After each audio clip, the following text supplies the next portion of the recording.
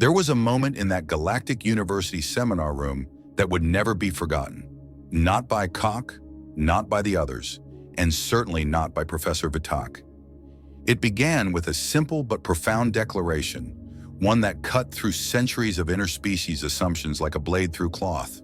Humans don't fight wars because they'd win too easily, Professor Vitak said, his voice filled with equal parts disbelief and admiration.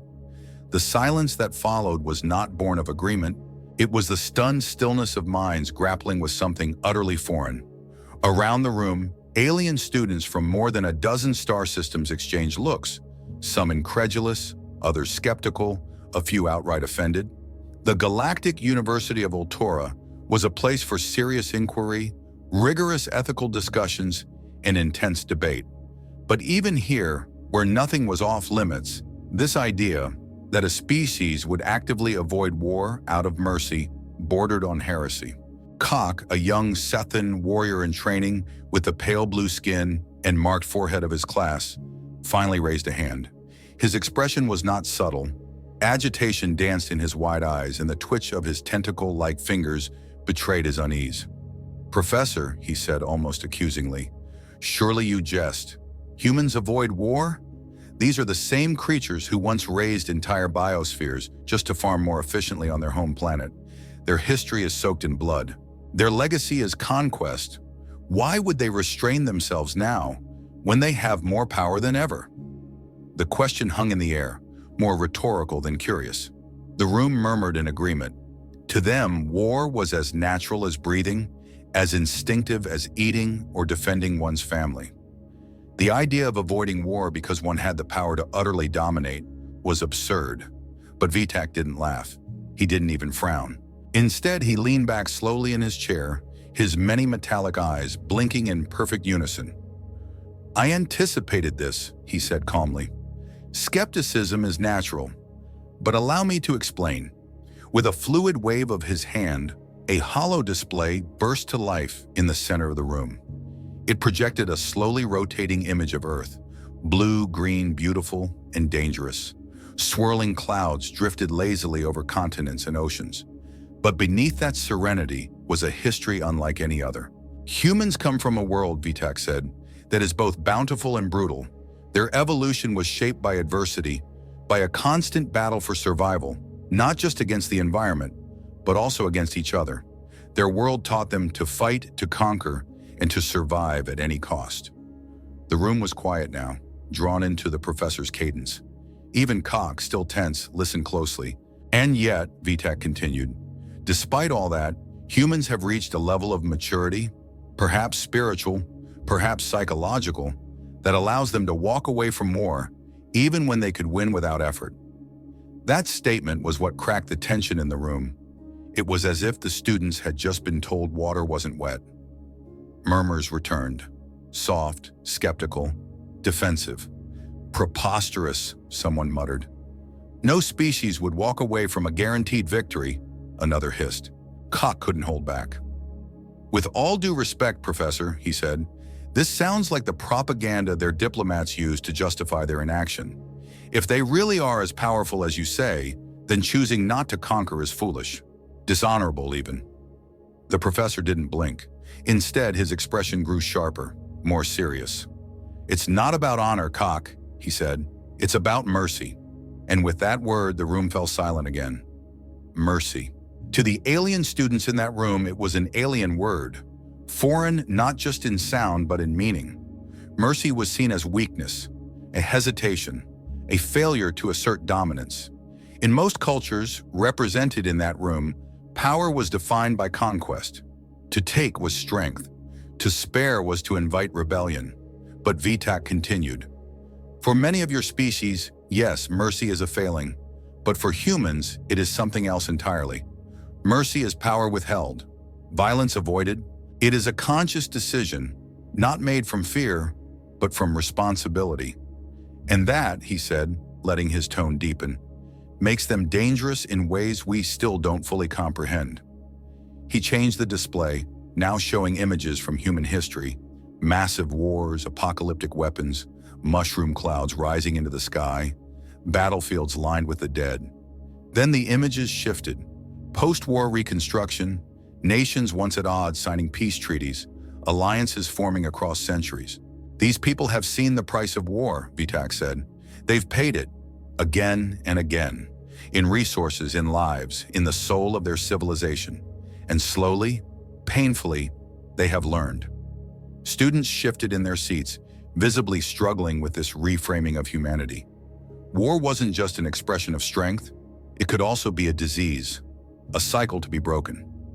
Today, with the technology they possess, Vitak added, humans could obliterate planets. They could dominate entire sectors of space. And yet, they don't. Why? Koch asked again, his tone now softer, more curious than combative. Why not just take what they want? The professor answered without hesitation.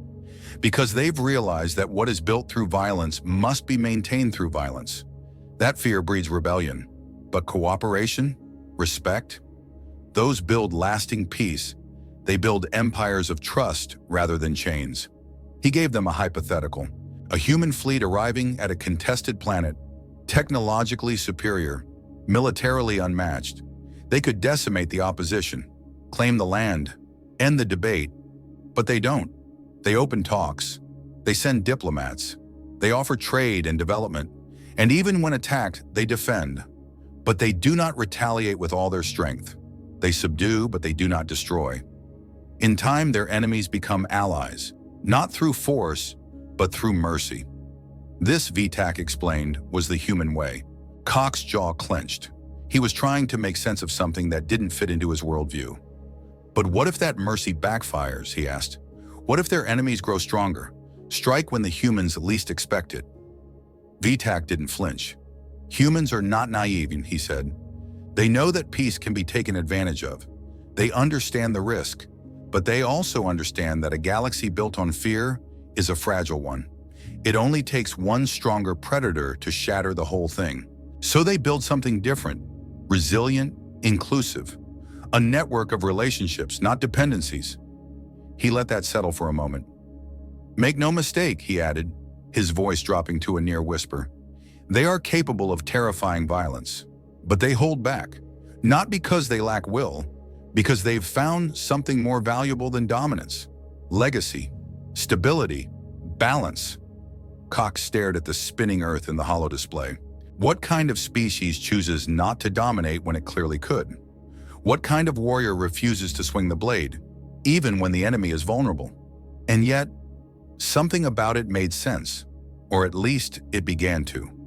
As the seminar ended and students gathered their belongings, Koch remained seated, lost in thought. He looked up at the professor, who was already packing his notes. "Professor," he called out, his voice a little unsure, what if they're wrong? What if their mercy leads to their destruction?" Vitak paused, looked at Koch, and smiled with something resembling both pride and sorrow. "Then they will accept that cost," he said, "because they believe that principle must sometimes come before survival. But don't misunderstand. If that moment ever comes, if humanity is ever truly pushed too far, they will not fall easily, and what rises in their place will not be merciful." Koch nodded slowly. He didn't know if he believed it yet, but he knew he needed to find out more. At first, Koch couldn't shake the feeling that something was off. Professor Vitak's lecture had stirred a storm inside him, one he hadn't expected. Mercy? Strategic restraint? These were not words that belonged in discussions of interstellar military power. To Koch, and to most of the species represented in that seminar room, power existed to be used. Weapons were meant to be fired. Victories were meant to be total. But Vitak's claim echoed in his mind. Humans avoid war not out of fear, but out of wisdom. Mercy for them is not weakness, it's strategy. This idea kept churning in Koch's thoughts long after the lecture had ended. In the Sethin Empire, where Koch was from, military dominance was the backbone of diplomacy. Strength demanded respect. Mercy invited betrayal. That was the lesson every Sethin child learned before they could even pronounce the word peace. And yet here was this professor, an esteemed Zorian no less, arguing that humans, arguably the most dangerous species in the galaxy, regularly chose not to wield their strength, all for some calculated moral position. Koch tried to dismiss it. He told himself it was just propaganda, just another way the humans masked their ambitions. But curiosity kept gnawing at him. What if there was more to it? What if they weren't posturing? What if they really did see mercy as a tool, not a concession, but a weapon of influence? So Koch did what any young warrior scholar would do. He went digging. The university's data archives were vast, and the section on human history was especially dense. Koch spent the next few weeks poring over battle reports, diplomatic exchanges, political treaties, military exercises, anything he could find that might reveal the truth behind this so-called mercy. What he found wasn't simple. The humans had a long, brutal history, more violent than many species in the galaxy. From ancient tribal conflicts to global wars that consumed entire continents, their past was littered with blood. They had built weapons that could scorch entire cities in seconds. They had fought civil wars, ideological wars, proxy wars. They had annihilated each other over borders, resources, and pride. But then, something changed. It didn't happen all at once. It came in stages. After each catastrophic war, humans rebuilt, only to destroy again. But eventually they seemed to learn. Not perfectly, not consistently, but over time there was a shift. After centuries of learning the hard way, they began to emphasize diplomacy. Their most powerful nations forged alliances with former enemies. Their generals started attending peace summits. Their weapons, while more advanced than ever, were increasingly locked behind layers of policy and ethics committees. Why? Koch turned that question over and over. The answer, he slowly began to see, was rooted in something far deeper than weakness. It was psychology, culture, survival instinct, but reframed. Professor Vitak explained it best when Koch returned to his office one afternoon, restless and full of questions. "You're not the first to ask why humans restrain themselves," the professor said with a slight smile, gesturing for Koch to sit. "But to understand it, you have to let go of the idea that restraint is the opposite of power." "But it is, isn't it?" Koch replied, frustrated. "Where I come from, showing mercy in battle gets you killed. You give the enemy a second chance, they come back stronger." Vitak nodded. "That's true in many places, but humanity's experience is different. They evolved in chaos, constant threat. Their planet didn't offer peace easily. It forced them to adapt or die. And over thousands of years, they learned that survival sometimes meant cooperation, that the strongest tribes weren't always the most violent, but the ones who knew when not to fight." He turned to a holoscreen and pulled up an old Earth conflict, an image of two rival nations, once bitter enemies, now signing a peace accord. Koch recognized them. He'd read about how they had once nearly launched nuclear war over a territorial dispute. But instead of total war, they found common ground. Today, they were allies. That, Vitak said, is the core of the human strategy. They understand that power is most valuable when it isn't used. It's a tool of leverage, a deterrent. The moment you use it recklessly, you spend it. Koch folded his arms. "So it's not out of kindness?" Vitak's expression grew serious.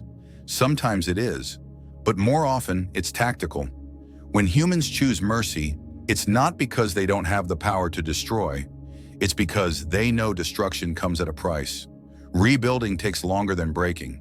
Forgiveness, though risky, builds loyalty that fear never can." That stuck with Koch. In his culture, dominance was enforced with an iron fist. Occupied worlds obeyed because they feared what would happen if they didn't. But those alliances were brittle. One sign of weakness, and rebellion followed. Was the human way smarter? There was another dimension to it, too. Koch began studying how human-led coalitions function. The Terran Diplomatic Corps, for instance, had more successful first contact negotiations than any other species. When humans approached a new civilization, they didn't threaten or posture. They listened. They learned the culture. They offered technology in exchange for cooperation. They treated others as equals, sometimes even as teachers. And it worked. Even former enemies became allies. That was when Koch realized the humans weren't just avoiding war for moral reasons. They were replacing it with something stronger. Trust. Trust is a currency, Vitak had said, and humans know how to spend it wisely. But it wasn't without danger. Koch kept wondering, what if the other side didn't share that value? What if someone took advantage of that mercy? He brought this up during one of his late-night study sessions with the professor. What happens, he asked, when a species betrays them? When mercy fails? Vitak nodded solemnly. It has happened, and when it does, humans are not hesitant to respond. But even then, they usually respond with proportional force. They try to correct, not destroy, because their ultimate goal is still stability, not revenge. And if they're betrayed again, then they escalate, but only as far as they must. You see, Cock, it's not that humans are unwilling to fight, it's that they calculate every step. They know the true cost of war. It's not just blood and metal, it's future alliances burned, generations of hatred sown. Cock sat in silence for a moment. They see war as failure, he whispered. Exactly, Vitak said. And in doing so, they become more powerful than those who see war as glory. That single thought reshaped Cock's worldview. Back in the Stan Empire, he remembered how his elders glorified conflict. They honored those who conquered, praised those who subdued. But what if that wasn't the height of strength? What if true power was having the ability to destroy and choosing not to? Cock thought of human fleets he had studied, formidable machines of war that hadn't fired a single shot in decades. Not because they couldn't, but because they didn't have to. That's when it truly hit him. Mercy wasn't weakness. It was control. It was strategy. It was a weapon in itself, one that didn't destroy but converted, one that didn't enslave but empowered. And those bonds, those voluntary partnerships, were stronger than any chain forged in conquest. Cock had never questioned his definition of strength until now. To him, strength had always been measured by conquest. The more ground you seized, the more battles you won, the more fear you inspired, the stronger you were. That was how things worked in the Stan Empire. Entire academies were built around this principle. From a young age, warriors like Cock were taught that hesitation was a weakness, that destruction was efficiency, and that the ultimate goal of power was dominance. There was no glory in restraint, only missed opportunity. But now, sitting in Professor Vitak's office, that belief was slowly unraveling. The professor's words played on a loop in Cock's mind. The true strength of a civilization lies not in its ability to destroy, but in its ability to build, to elevate others instead of subjugating them. Cock didn't want to believe it at first. It was too far removed from everything he had been taught. But he couldn't ignore the growing weight of the evidence he'd uncovered in his research. And more importantly, he couldn't ignore the feeling in his gut. The feeling that this idea, however foreign, held a truth too powerful to dismiss. Why would humans do that? Cock asked again, his voice tinged with confusion and frustration. They could have everything. Planets, resources, entire star systems. Why waste time negotiating when they could just take what they want? Professor Vitak leaned back in his chair, clasping his hands together in thought. Because they understand something that many civilizations don't, he said. That domination is fleeting. You may control others through fear, but that control is shallow. It erodes over time. Rebellion festers under oppression. But when you build trust, when you empower others instead of enslaving them, you create something that lasts. He tapped the holopad on his desk, pulling up a new image.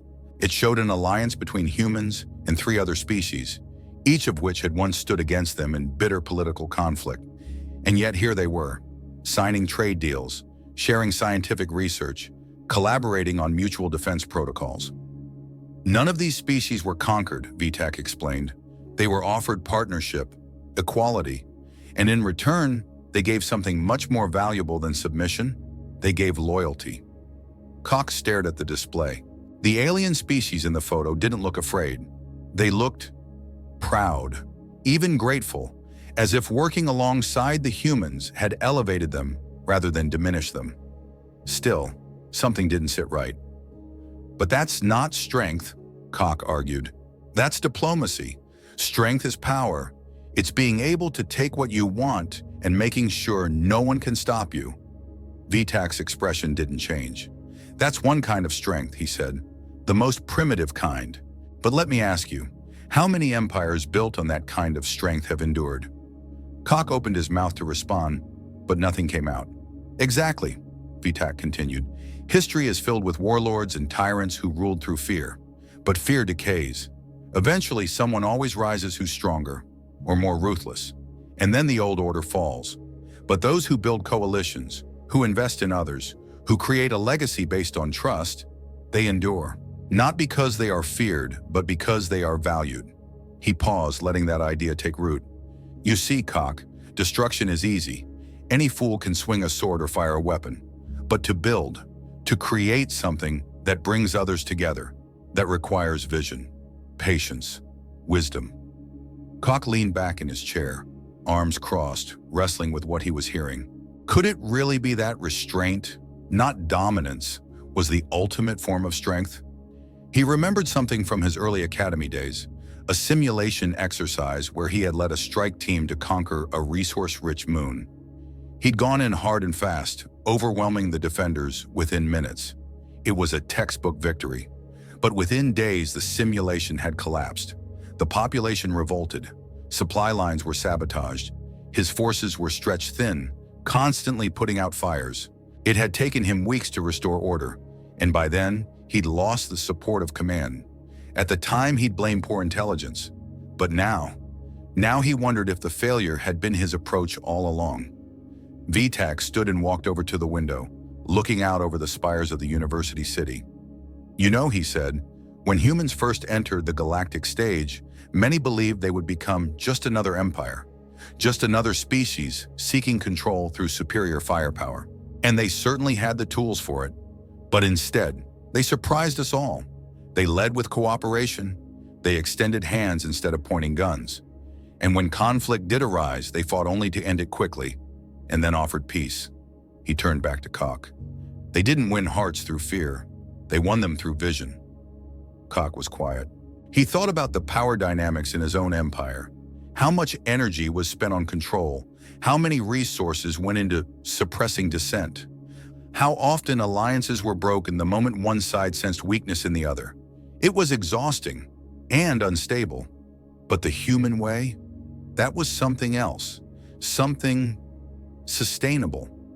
Later that evening, Cox sat alone in the university library, watching archived footage from a human-led reconstruction project on a war-torn colony world. The planet had once resisted human involvement. There had been skirmishes, minor battles, but instead of retaliating with force, the humans had offered aid, food, medicine, technology.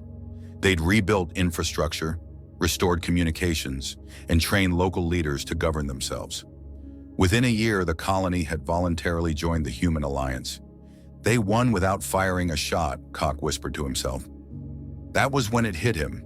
Building wasn't just the opposite of destroying.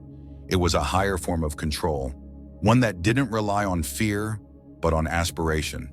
The people of that colony hadn't submitted. They'd chosen to align with humanity because they'd been given a reason to believe. The implications were staggering. What if power wasn't just about coercion? What if the greatest civilizations weren't those who conquered the most land, but those who inspired the most loyalty? What if humanity's real strength wasn't their fleet or their weapons, but their ability to convince others to follow them willingly?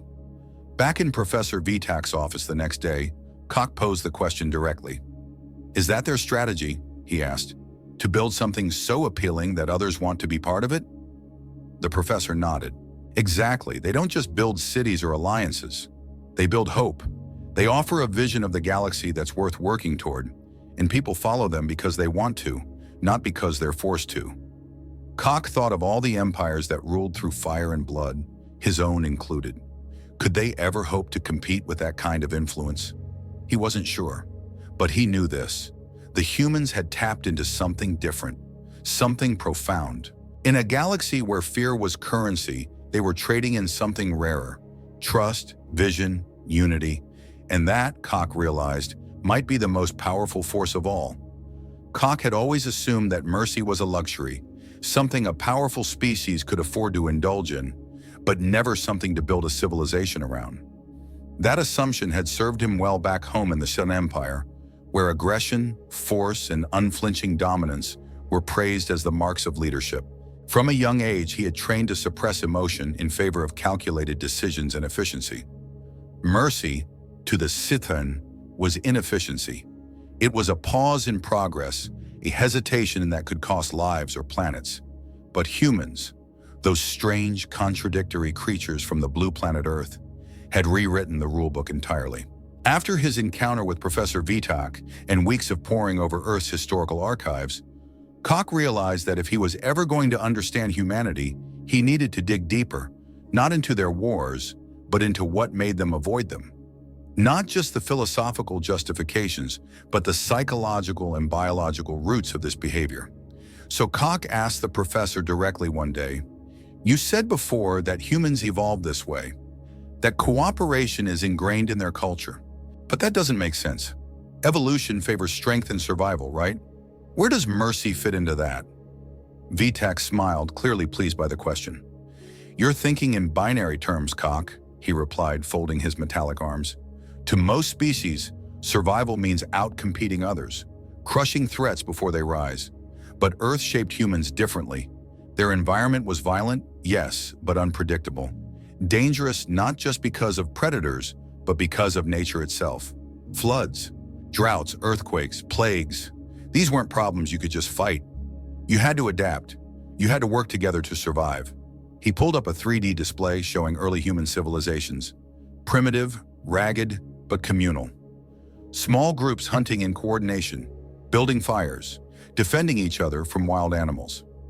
From the very beginning, Vitak continued, humans learned that cooperation wasn't a choice. It was a requirement. An isolated human in the wild was dead. But together, they could build shelters. They could plan hunts. They could defend their families. Mercy, Koch began as mutual survival. That struck Koch harder than he expected. He leaned forward, studying the images of tribes around flickering fires. There was something undeniably different about it. These weren't acts of charity. They were acts of necessity, sharing food, tending the injured, teaching skills to the next generation. These behaviors weren't weak. They were strategic. But that was thousands of years ago, Koch said. Surely they evolved past that. Yes and no, Vitak replied. They advanced technologically, yes. But those instincts, the desire to cooperate, the guilt from betrayal, the drive to help one another, they didn't disappear. They became part of their moral code, part of their cultural fabric. Even their religions and philosophies reflect it. Mercy became a virtue. Koch blinked. You're saying they feel obligated to show mercy? Even now? In many cases, yes, Vitak said. Of course, they still fight. They still betray like any species. But mercy, true mercy, is deeply rooted in how they see themselves. They value redemption. They value second chances. To them, showing restraint isn't just practical, it's righteous. Koch had to pause. In the Scythian Empire, there were no second chances. A failure in battle meant disgrace. Hesitating in the face of an enemy meant death. And redemption? That was a myth told to children. But humans had embedded this ideal into the very framework of their civilization. Vitak continued, now showing a series of historical examples. After a brutal civil war, a human nation had rebuilt not just its cities, but its people, inviting former enemies into its government. After global wars, Earth's largest nations had formed coalitions to maintain peace rather than conquer rivals. This isn't softness, Vitak said. This is calculated mercy. They knew that punishing everyone would only lead to more violence. So instead, they forgave. They reintegrated. And they became stronger because of it. Koch was quiet, watching a clip of a human leader shaking hands with a former enemy. Crowds cheered in the background. The energy was unmistakable. Hope. How does that work? Koch finally asked. Aren't they afraid the other side will just strike again? Always, Vitak said. But they gamble on trust, and often it pays off. Koch sat back, his mind racing. He couldn't help but think about his own people, about the long-standing conflicts, the endless wars. What would happen if the Scythian ever tried the human approach? Would their enemies take advantage, or would something better emerge? There was one thing that confused him still. But how do they manage this at scale? Koch asked. It's one thing to show mercy to a neighbor or a small rival, but how do you apply that across planets, across galaxies? Vitak chuckled. That's where their systems come in. Their politics, their diplomacy, their laws. Humans have spent centuries trying to build institutions that force cooperation, even when individuals don't feel like cooperating. Checks and balances, international courts, peacekeeping forces, they've institutionalized mercy. Koch raised a brow. You mean they made it into policy? Exactly. They made compassion enforceable, predictable. That's how deeply embedded it is. It's no longer just a personal choice, it's part of their governance. And suddenly, Koch saw it clearly. Humans didn't avoid war just because they were kind. They avoided war because their entire civilization had been designed around the idea that collaboration was more valuable than conflict, that building up was more efficient than tearing down, that trust was a better currency than fear. They weren't idealists. They were survivors, strategic ones. Koch returned to his quarters that night with his mind on fire. He couldn't sleep. He thought of every training session he'd been through as a warrior novice, every lesson that preached dominance, control, elimination. He had seen the cost of that approach. He'd seen the resentment that followed every conquest, the instability that never went away, the resources spent just to maintain what had already been won. And then he thought about the humans. They spent less energy keeping people in line, because more often than not, people wanted to stand beside them. That was power, not the ability to destroy, but the ability to inspire unity, the ability to be feared and respected, and choose respect. In the following days, Koch began talking to others, other students, even human delegates at the university. He asked questions. He challenged ideas. But more often than not, he found the same answer. We don't see mercy as a weakness, one human diplomat told him. We see it as a strength, one that's hard to earn and harder to maintain. But when we do, it's the strongest thing we have. Koch believed him. And as he walked through the university courtyard one evening, passing students of every species imaginable, he felt something shift inside himself, a small but powerful change. Not a rejection of his culture, but an expansion of it. A realization that maybe the Scythian could be more than warriors. Maybe mercy didn't have to be the opposite of strength. It could be strength evolved, because humans didn't show mercy in spite of their past. They showed mercy because of it. Koch had always thought of humans as contradictory creatures, capable of immense violence, yet somehow choosing mercy. He had studied their history, listened to Professor Vitak's lectures, and even watched footage of their military exercises where restraint was the rule, not the exception. Time and again, he saw evidence of them pulling back, holding back, offering peace even when they had the clear advantage. But one question haunted him. What happens when that mercy runs out? He remembered asking the professor late one afternoon, after a long discussion about human alliances and their trust-based diplomacy. "Professor," Koch began, his voice heavy with concern, "if humans are so committed to peace, so insistent on mercy, what happens when someone pushes them too far?" Vitak's expression changed instantly. The usually calm, philosophical gleam in his eyes gave way to something more guarded, grim even. "That, Koch," he said slowly, "is the question that keeps many of us awake at night." The weight of those words sank in deep. Vitak stood up and paced for a moment before continuing. "Humans are patient, exceptionally so. They give their enemies every opportunity to step down, to negotiate, to surrender. But when someone crosses that final line, when diplomacy fails, when their mercy is repaid with betrayal, they respond with a fury that is unmatched." Koch frowned. But how can that be? If they've built their entire culture around peace, cooperation, restraint, doesn't giving in to anger undo all of that? "No," Vitak said, "because their restraint is not weakness, it's control. And control is something they choose. When they stop choosing it, it means the situation has become intolerable.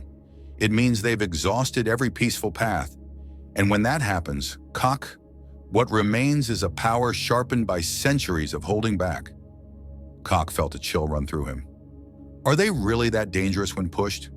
"Yes," Vitak answered, "because by then they've done the math. They've weighed the cost, and they've decided that war is the lesser evil." He brought up a case study on his holoscreen, a human colony on the edge of known space, peaceful, diplomatic, aligned with 3 neighboring species through trade and mutual defense treaties. But one of those allies had betrayed them, secretly, quietly. They'd allowed an enemy force to stage a covert attack from their territory, targeting civilian populations under the assumption that the humans would respond with another diplomatic message, another plea for talks. But this time they didn't. They responded with their fleet. Fast, brutal, precise. The enemy base was annihilated in less than 8 hours. Not a single human ship was lost. The surrounding infrastructure was left untouched, a signal that their anger was targeted, but absolute. When asked afterward why they didn't retaliate further, the human commander simply said, "We did what we had to do. Nothing more, nothing less." Koch studied the footage of that fleet. It was cold, efficient, terrifying. There was no bloodlust, no theatrics, just pure, unrelenting action. "You see," Vitak explained, "when humans do fight, they fight to end the threat quickly. They don't posture, they don't gloat, they focus. And that focus, Koch, is what makes them so dangerous." Koch took those words to heart. A few weeks later, he was assigned to observe a live military exercise near human space. It was part of a diplomatic exchange, a chance for rising military minds from other species to study the famous human fleet firsthand. Koch had expected to see simulations of full-scale planetary invasions, maybe even space-to-surface bombardment drills. But what he saw was something else entirely. The human ships moved like dancers, thousands of them in perfect formation, executing maneuvers with such precision that even a fraction of a second mattered. They focused on defense, on containment, on neutralizing threats without destroying everything in their path. It was surgical. Koch watched a scenario unfold where an enemy force launched a surprise attack. In mere minutes, the humans had jammed their communications, disabled their engines, and captured their command vessel. No casualties, no collateral damage. And then, nothing. They stopped. The human commander sent a message offering peace terms to the simulated enemy, even though they had already won. That shook Koch more than any explosion ever could. He later told Vitak, "They fight like gods, but they act like monks." Vitak smiled. "Exactly, that's the paradox. They train for war more seriously than anyone, but they do it so they don't have to use it." "But what if they do?" Koch pressed again. "What happens when all that training, all that power, what happens when they unleash it fully?" Vitak paused, then leaned in close. "Then, Koch, the galaxy remembers." There was a silence between them. Then Vitak added, "Do you know the last time humanity was forced into a total war?" Koch shook his head. The professor brought up a historical incident. Over a century ago, a powerful empire, now extinct, had decided to test human resolve. They believed humanity's mercy was a mask. They launched a surprise planetary strike, killing millions. The humans tried diplomacy again and again. For nearly a year, they withheld retaliation. Then one final attack pushed them past their limit. The humans responded. Within 4 months, the empire that had challenged them no longer existed. Every military outpost, gone. Every orbital installation, neutralized.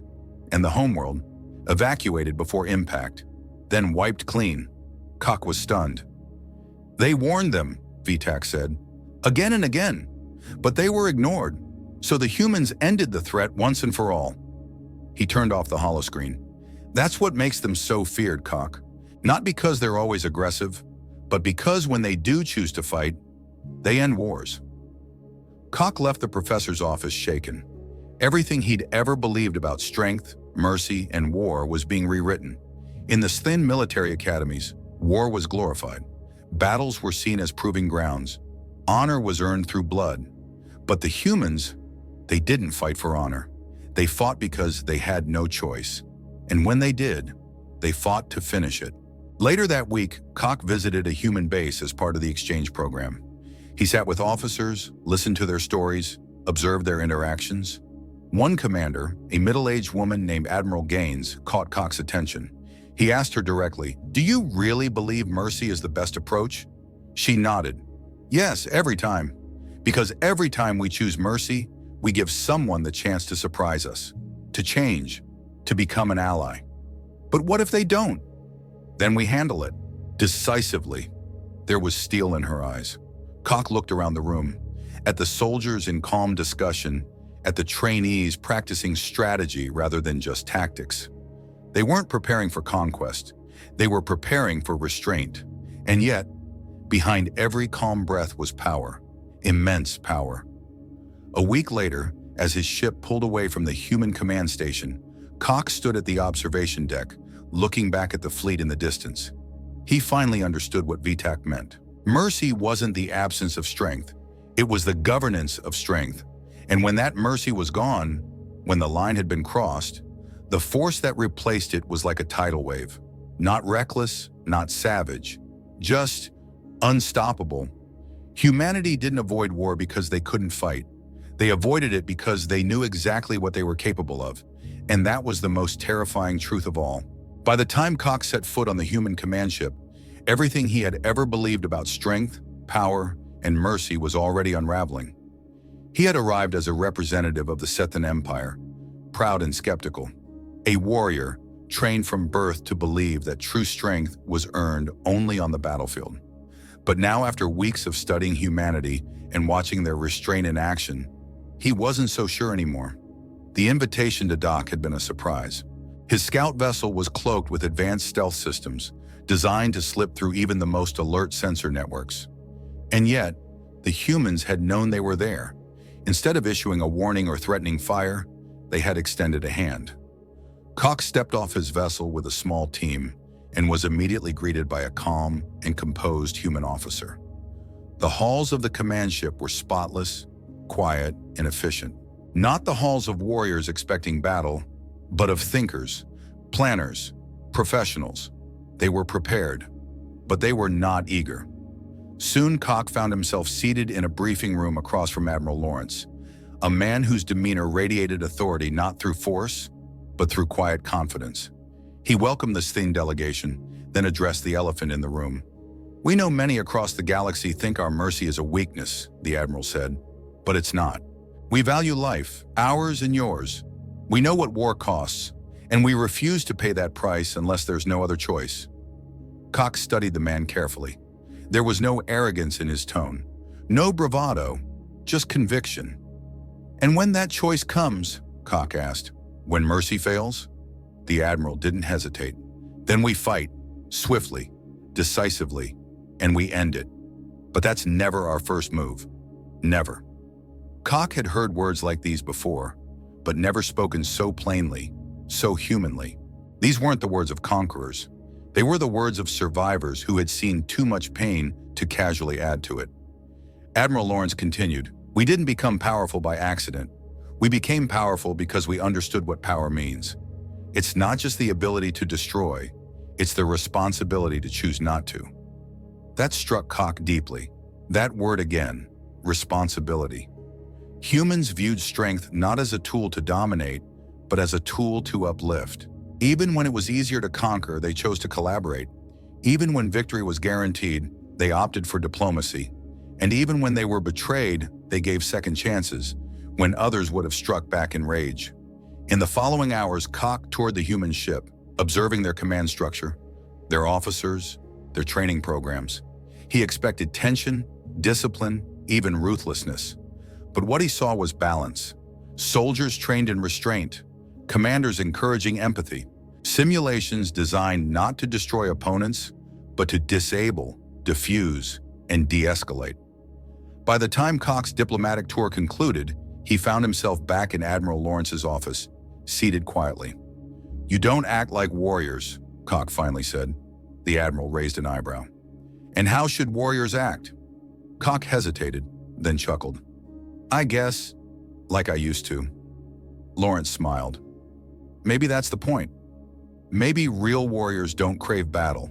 Maybe they spend their lives hoping they never have to draw their sword." Cock left the ship with something heavier than information. He left with a burdened heart and an open mind. Months passed. Cock returned to the university and eventually to the Sethan Empire. But he wasn't the same. He found himself questioning old doctrines, challenging instructors who saw mercy as cowardice, re-examining textbooks that glorified domination. He became a controversial figure, respected, but whispered about. Some said he'd been brainwashed. Others said he'd seen the truth. Koch didn't argue either way. Instead, he spoke through his actions. He introduced new training simulations based on human models, ones that emphasized de-escalation. He started lectures discussing strategic mercy and hosted debates on how long-term alliances often outlast fear-based rule. Some laughed, some listened. Then came the moment that changed everything. A border dispute broke out between the Stern Empire and a minor planetary coalition.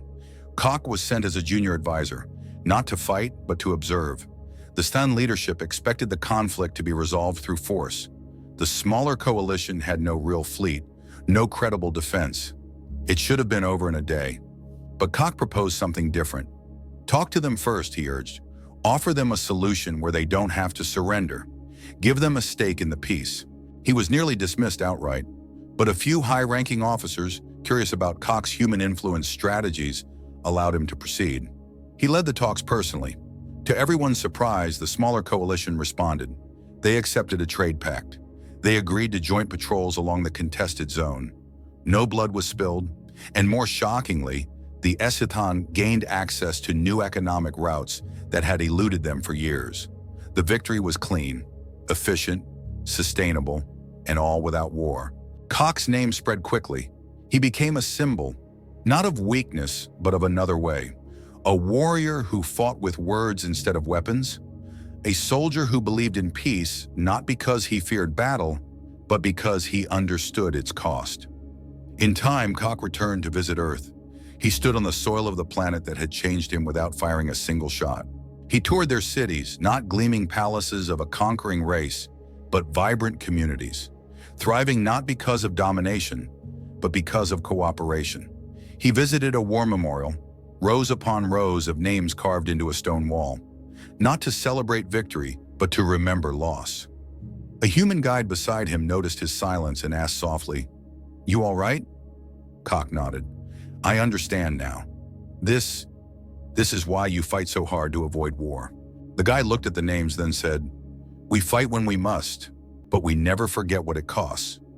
Koch ran his fingers over the names, thousands of them, people who had died defending something, not out of hate, but out of necessity. At that moment, Koch understood something he hadn't been able to fully grasp before. Human mercy wasn't a compromise. It was a choice, a difficult, intentional, disciplined choice. And when it worked, it transformed enemies into allies. When it failed, it unleashed a force so disciplined, so precise, that it stunned the galaxy. But always, its goal was peace, a lesson for all worlds. The story of Koch and his awakening isn't just a tale of interstellar diplomacy or military philosophy. It's a reflection of something deeper, something profoundly human that resonates across borders, species, and belief systems. Mercy is not the absence of strength. It is the highest use of it. In our own world today, we often confuse aggression with power, retaliation with justice, and loudness with leadership. But the truth, the enduring truth, is that those who can crush their enemies, but choose instead to uplift them, are the ones who change history. Whether on Earth or in the stars, the same principle applies. Strength without wisdom is destruction, but strength guided by compassion, mercy, and vision, that is civilization. The human way, flawed, inconsistent, often mocked, is perhaps the most daring experiment in the galaxy. To be strong enough to destroy, but wise enough not to. To risk peace when war would be easier. To extend a hand when instincts scream to clench a fist. That kind of mercy takes courage. And in the end, it might be the only thing that saves us, from ourselves or from each other. As Koch once stood before a new class of young cadets in the Stern Empire, he closed his speech with these words: "You may train your body to win wars, but if you train your heart to prevent them, you'll save far more than you ever could on the battlefield." And in that moment, he knew he was no longer just a soldier. He was a builder,